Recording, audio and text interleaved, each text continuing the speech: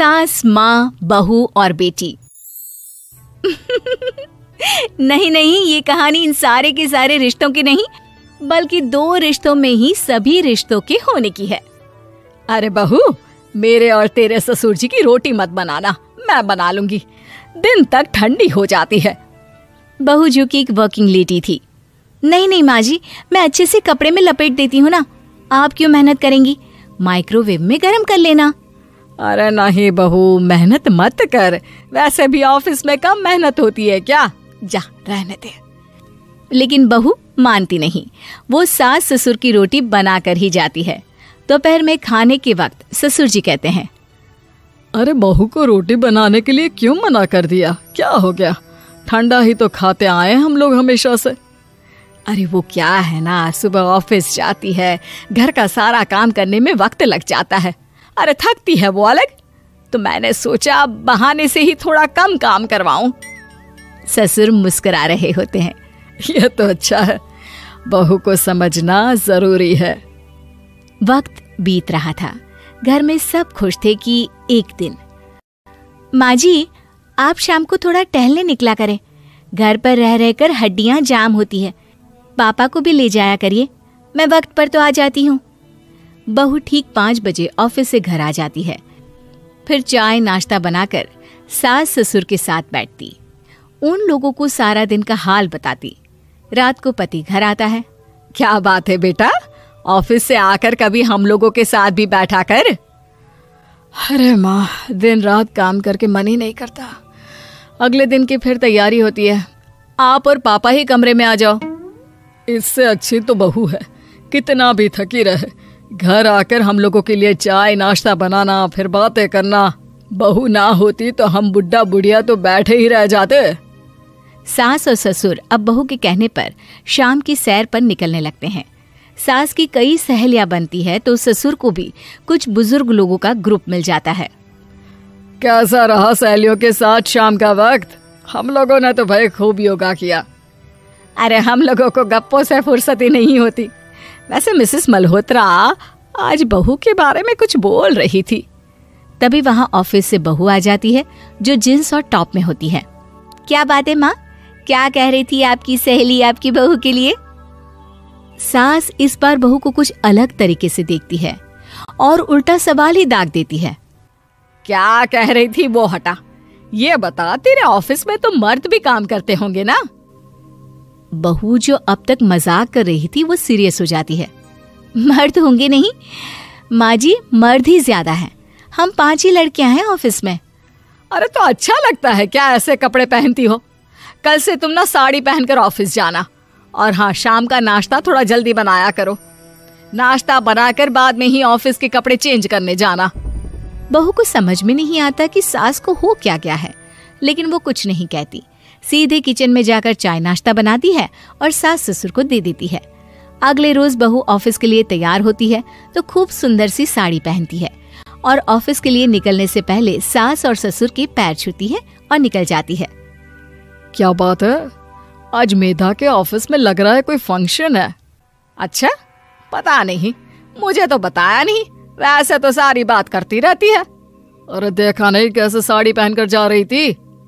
अरे वो तो मैंने ही बोला है उसे। अरे अच्छा लगता है क्या रोज रोज ऐसे सूट या जींस में जाना?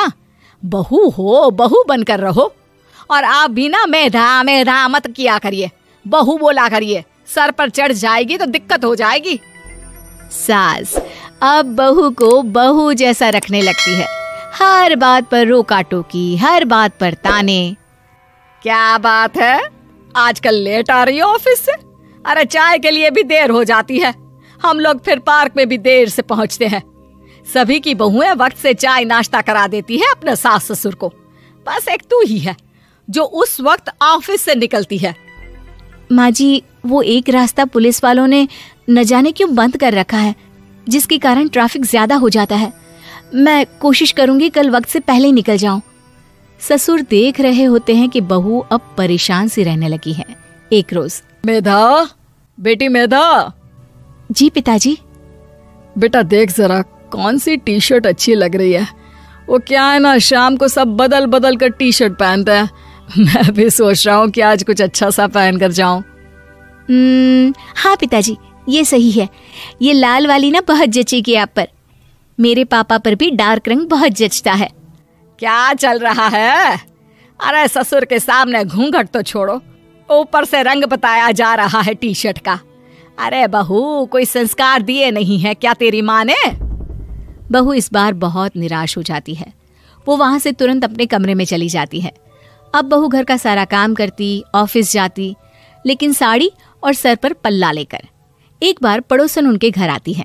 वाह सुमित्रा बहन, बहू का तो रूप ही बदल दिया। ठीक किया, बहू बहू जैसी ही अच्छी लगती है। अच्छा चलती हूँ मैं।